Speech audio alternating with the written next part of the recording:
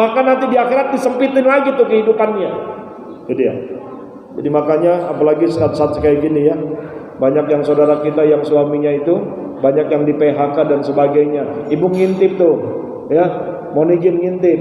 Jadi jangan sampai, mohon maaf ya, ibu masak sayur, kemudian sampai tetangga nyium baunya doang, ya, nyium baunya doang. Ya, makanya Rasulullah mengatakan, "Idza tabakhta maraqatan fa'akthir ma'aha wa ta'ahad jiranaka." Jadi kalau ibu masak sayur, ya, jangan baunya aja yang mampir. Ya. Tapi mohon maaf, banyakin kuahnya. Dibanyakin kuahnya, kemudian berikan kepada tetangga. Itu sunnahnya seperti kayak gitu. Tapi mohon izin nih, gara-gara ngedengar hadis ini, jangan-jangan besok nih ya, itu daging yang gak seberapa, kuahnya yang banyak, ya. Jadi ya, jangan sampai bikin sakit hati tetangga. Jadi ya, hadirin yang berbahagia, para jamaah yang saya hormati. Nah, baru ayat yang selanjutnya dilanjutkan tuh, yarfa'illahu alladziina aamanu minkum walladziina utul ilma darajat. Bahwa Allah akan mengangkat dua golongan. Yang pertama orang-orang yang beriman, makanya berbahagialah. Ya, kita harus pede, jual mahal Pak. Kalau udah beriman jual mahal. Nggak boleh kita bilang malu-malu Ustaz, jangan kesian Ustaz, nggak enak saya sama dia Ustaz dan sebagainya. Saya beriman Ustaz, tapi dia saudara saya. Udahlah, semua agama sama, nggak bisa. Ya, mohon maaf. Sekarang banyak yang malu Pak, nunjukin identitasnya sebagai seorang Muslim, malu dia. Ya, saya pikir harus bangga Bu.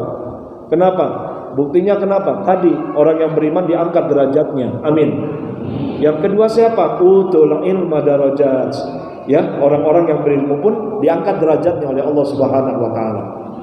Hadirin yang berbahagia, bismillahirrahmanirrahim. An Abdullah bin Mas'ud qala Rasulullah sallallahu alaihi wasallam, "Man ta'allama baban minal ilmi yantafi bihi fi akhirati wa dunyahu." Barang siapa yang dia malam hari ini dia belajar tentang satu bab tentang ilmu, ya, yantafi bihi fi akhirati wa dunyahu, dan ilmu itu nanti bermanfaat. Bukan hanya sekedar urusan dunianya, tapi juga akhiratnya juga bermanfaat.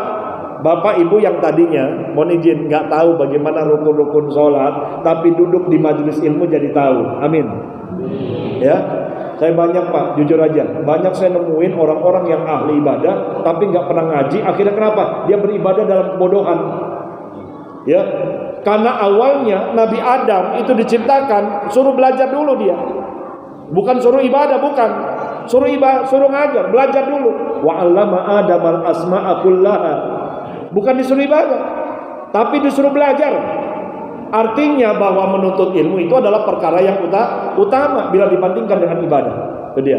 Makanya jangan heran, saya terkadang banyak nemuin jamaah-jamaah yang pulang haji sama umroh itu semangat Pak, di sono semangat banget ibadahnya. Ya Bu ya, Bu, apalagi jujur aja Pak, kita yang jamaah laki-laki sama ibu-ibu kalau di sono nggak bisa ngalahin Pak. Kita biasanya kalau bangun itu jam 4 subuhnya.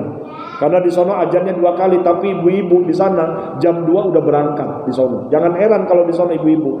Pokoknya nggak ada yang ngalahin. Itu maghrib sama isya nggak pulang Pak. Tapi kalau bapak-bapak pulang, sampai ada yang isya nggak pulang lagi sampai subuh. Sampai suaminya saya bilang, Pak Ustadz, mana istri saya kok nggak pulang-pulang ya? Pas giliran pulang, jangan pulang lu sekalian. Begitu. Semangat banget ibu-ibu mah kalau di sana. Tapi mohon maaf, ya, karena memang orang deso, jarang ngaji, akhirnya kenapa? Semangatnya sampai ke Indonesia. Ya, habis sampai di masjid dia berjamaah, habis jamaah sholat asar, dia sholat lagi. Ya, ditanya, itu sholat apa tadi? Ba'diyah Ustaz. Ya, loh iya, habis semangat, habis dari umroh Ustaz. Begitu katanya. Ya, lumayan Ustaz buat nambah-nambah pahala katanya. Begitu. Makanya betapa banyak orang-orang yang dia rajin ibadah, ya kelihatannya ahli ibadah, tapi kalau tidak didasari dengan ilmu, maka dia beribadah dalam kebodohan. Jadi makanya penting juga kita berilmu. Ngaji itu penting.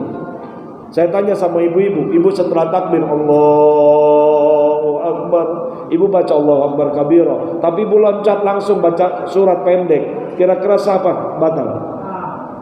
Batal. Kenapa? Karena ibu nggak baca Fatihah. Fatihah itu rukun, tahu sunnah adanya di mana? Di fikih. Itu dia. Ya.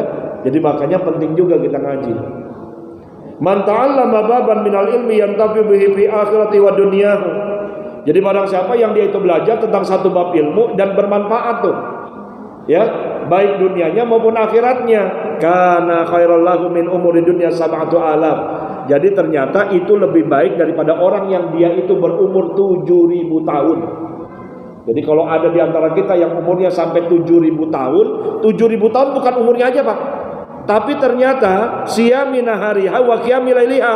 Paginya dia puasa, malamnya dia sholat. Subhanallah. Sholatnya sama puasanya diterima. Masih kalah dengan orang yang duduk di majelis ilmu. Ya. Saya sampai bilang, mungkin ada di antara jamaah, Ustaz, mohon izin. Perasaan saya kayaknya nggak ngaji dulu, Ustaz. Saya mau di atas aja, Ustaz. Saya mau di atas, saya mau sholat 1000 rakaat. Ada yang 1000 rakaat di sini, boro-boro. Ya. Taraweh aja 23 nyari yang 11. Ya, yang 11 masih juga dikeker lagi. Ini kira-kira suratnya panjang apa pendek? Begitu, ya. Jadi mohon maaf nih contoh nih, kalau ada di antara jamaah yang dia menyendiri tuh di atas, lagi ngaji, kemudian dia ke atas, wirid. Dia wirid, dia zikir, sampai berapa kali muter tuh dia zikirnya. Kemudian sholatnya sampai 1000 rakaat. Maka berdasarkan hadis ini lebih baik dengan orang yang dia duduk sesaat. Maka ibadahnya lebih baik daripada orang yang sholat 1000 rakaat. Subhanallah. Makanya mudah-mudahan duduknya kita bermanfaat. Amin. Kemudian yang berikutnya, wa an Mu'adz bin qala Rasulullah sallallahu alaihi wasallam fa inna ta'lamuhu lillahi hasanatun. Belajarlah ilmu karena sesungguhnya belajar ilmu karena Allah adalah suatu kebaikan. Jadi ini adalah satu kebaikan, betapa besarnya manfaat kita menuntut ilmu. Berdasarkan hadis riwayat Mu'adz bin Jabal. Wa dirasatuhu tasbih. Adapun mempelajari ilmu adalah tasbih. Jadi kita nih, mohon maaf ya, walaupun kita tidak tasbih, tangan kita tidak ada tasbih dan sebagainya, maka mempelajarinya kata Rasulullah bagaikan kita sedang bertasbih. Yuk bareng-bareng. Subhanallah walhamdulillah wa la ilaha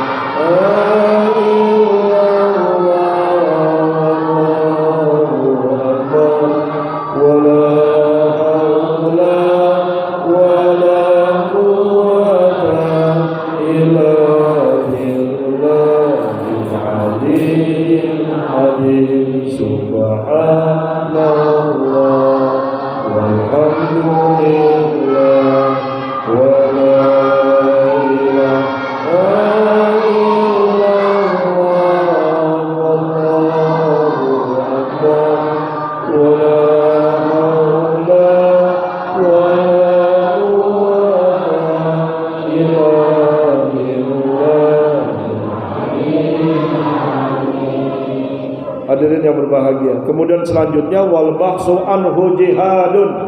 Membahas satu ilmu itu dihitung sebagai orang-orang yang jihad. Ya.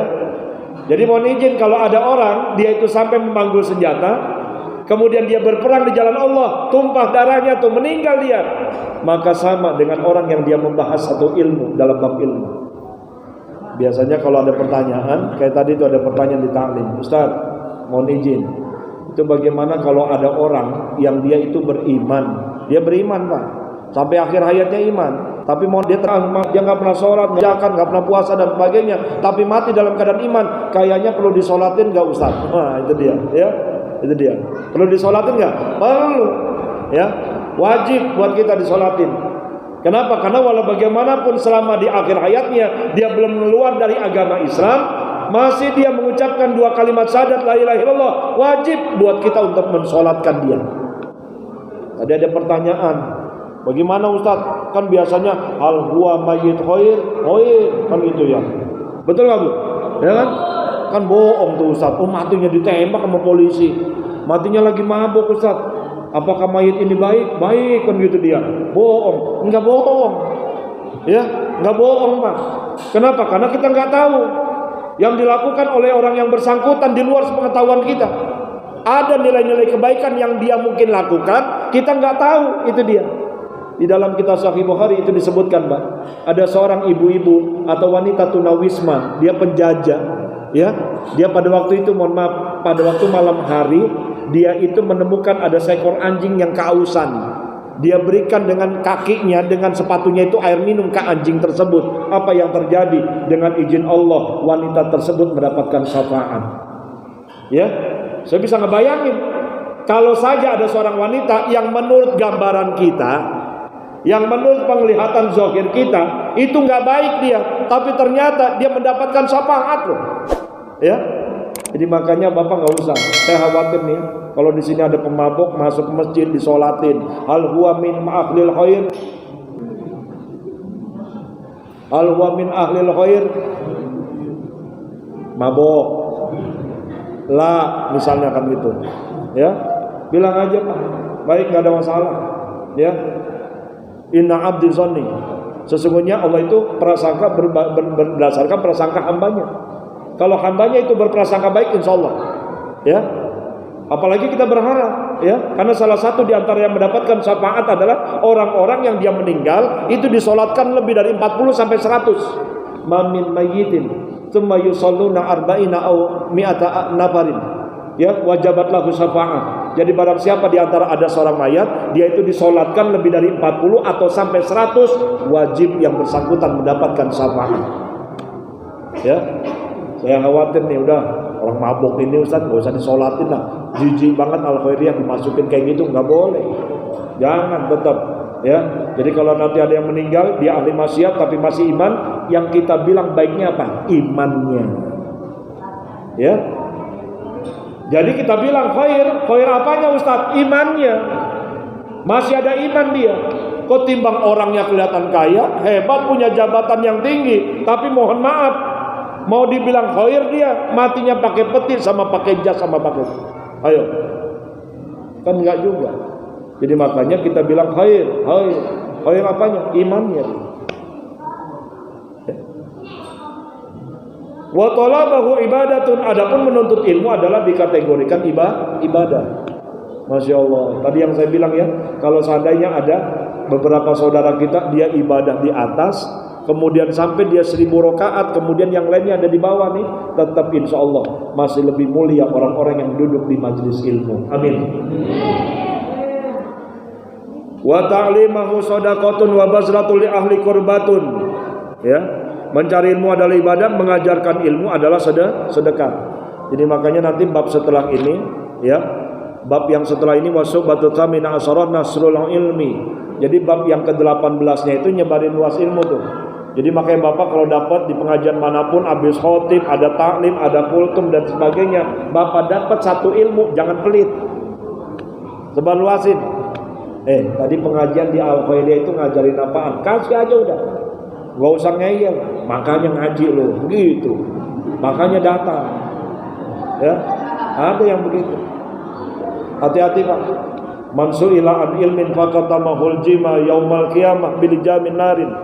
Barang siapa yang dia ditanya tentang satu ilmu, kemudian dia nggak mau, dia ngumpetin tuh, dia siap-siap dia. Nanti di akhirat tangannya diikat dengan api neraka. Nauzubillah. Ya. Makanya saya doakan mudah-mudahan yang duduk di majelis ini, mudah-mudahan ada kesempatan untuk menyebarluaskan. Amin. Wa bazlatul li ahli qurbatun. Adapun membiayai ahli ilmu itu adalah taqarrub kepada Allah Subhanahu wa taala. Ibu makanya mohon izin ya, ada anak-anak kita yang dia itu memang enggak mampu, coba diangkat. Saya dengar-dengar juga alhamdulillah di masjid ini, ya. Jadi kalau perlu ada anak yatimnya. Kenapa? Karena masjid kalau sudah ada anak yatimnya, dibiayai pendidikannya, insya Allah nggak akan fakir dia. Ya, nggak akan miskin tuh masjid, bener. Ya, mudah-mudahan di akhirnya udah aja. Amin. Ya, apalagi kalau ngeliat kotak amalnya udah serem banget dah. Ya, apalagi kalau ngeliat kotak amalnya udah serem banget. Ya Bu ya, kuburan lewat. Ya kan?